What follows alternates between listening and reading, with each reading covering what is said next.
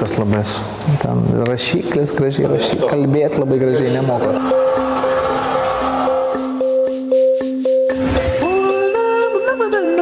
Kai mane pakviesdavo suaugusiai, va taip atsisės kaip tau į fotelį, žinodavau, kad kažką prisidirbau. Tavo atveju yra kitaip. Lukrecija aš irgi, žinau, pasimetęs kaip ir tu, nes niekada nieko panašaus nesudaręs.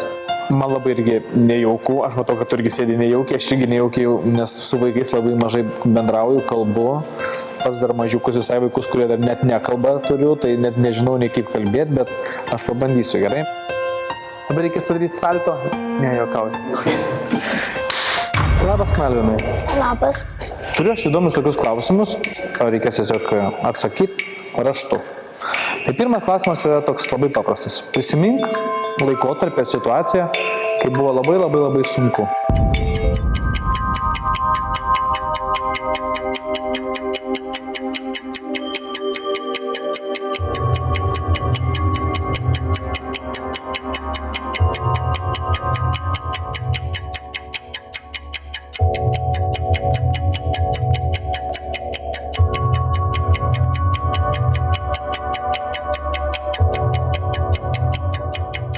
Sulankstyk lapuką, įmesk į indą. Dabar paimk lapelį, ne savo, ir perskaityk atsakymą. Va, panašys. Patyčias.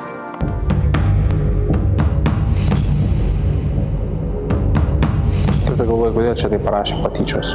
Nes tyčias iš jos tai buvo sunkiausias laikas gyvenime. Patyčios daro vaikus nelaimingais? Jo. Tu galvoji, sunkesnių situacijų nebūna gyvenime? Ne. Tai yra labai baisu? Taip.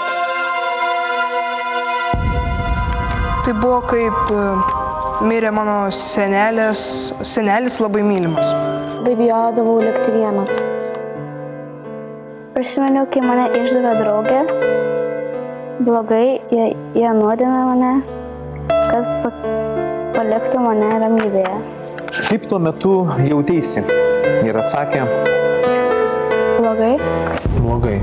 Nu, taip liūdnai jaučiuosi ir skausmingai. Liūdnai, piktai.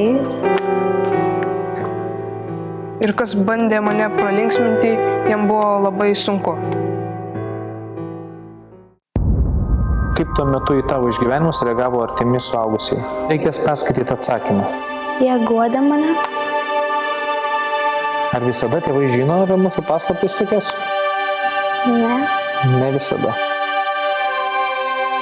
Jie sakė, kad nieko tokio gyvenime nutinka įvairių situacijų.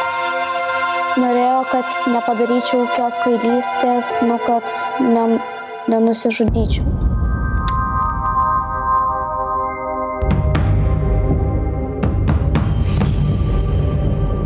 O ko tuo metu labiausiai iš jų norėjosi? Kad jie padėtų.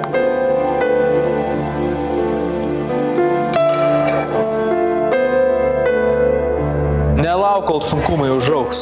Yra žmonių, kuriems tu rūpi. Svarbiausia, kad aplink tave yra tave mylintys žmonės. Tu labai protinga.